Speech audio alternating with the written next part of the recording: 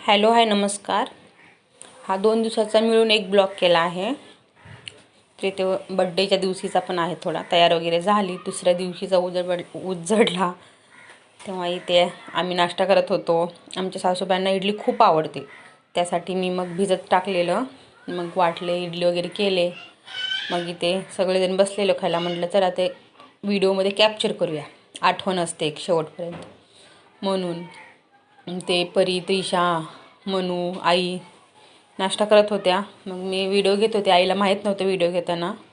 आता बघा, ही आपली शेवटची पिढी असेल की आई कॅमेरा चालू केला तर डोक्यावर पदर घेणारी, अशी फक्त आणि फक्त शेवटची पिढी आपल्याला ही बघायला भेटेल. ह्याच्यानंतर नाहीच बघू शकत.